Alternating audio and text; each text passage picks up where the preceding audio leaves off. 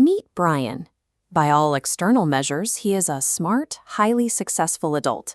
Yet, sitting alone in his apartment, he is completely paralyzed by a single read receipt on his phone. Brian feels as though he is guessing at a series of social cues that everyone else seems to navigate with ease.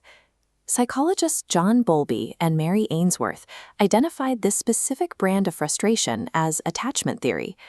Their research suggests that the way infants bond with their primary caregivers creates a structural, psychological blueprint for how we handle intimacy as adults.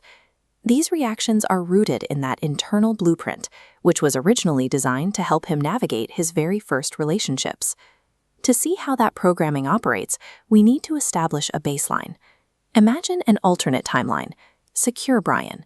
When Secure Brian was a toddler, his parents provided a reliable, secure base. If he cried, they responded. When he explored, they watched with pride.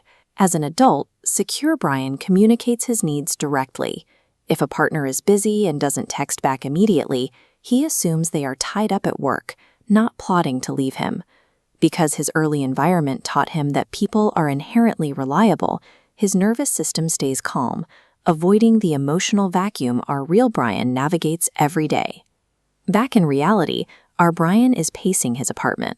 Right now, he is operating on the anxious, preoccupied blueprint.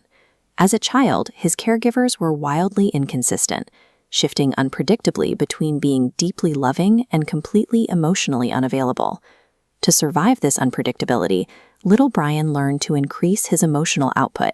He adopted hypervigilance as his primary tool to secure their attention. In his adult life, Brian is now hypersensitive to the smallest social cues. If his date's tone of voice shifts even slightly, his brain interprets the change as a direct signal of danger. He has already sent 3 follow-up texts.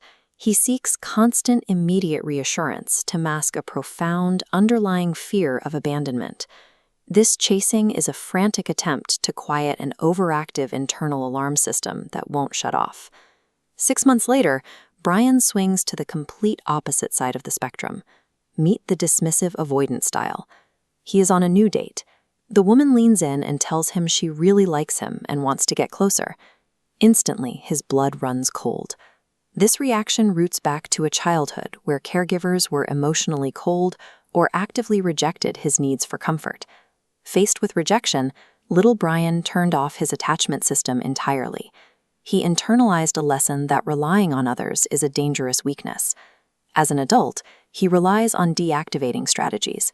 He will suddenly fixate on a partner's minor flaws or bury himself in work, effectively building an unscalable emotional wall. His intense demand for independence is a preemptive defense mechanism designed specifically to block the pain of rejection. Then there is a third variation.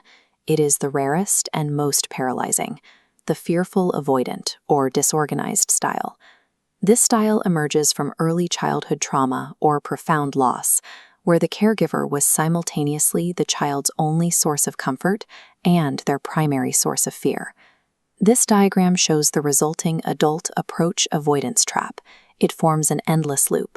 A craving for connection feeds directly into the terror of actually achieving it. Brian is caught in a cycle where closeness is a threat and isolation is painful. Every direction triggers extreme panic. Is Brian permanently doomed to repeat this painful cycle? The clinical data points to a clear no. Attachment styles are highly plastic. The psychological blueprint you inherited is not permanent. Through focused therapy, rigorous self-awareness, and choosing secure partners, individuals can achieve what psychologists call earned security.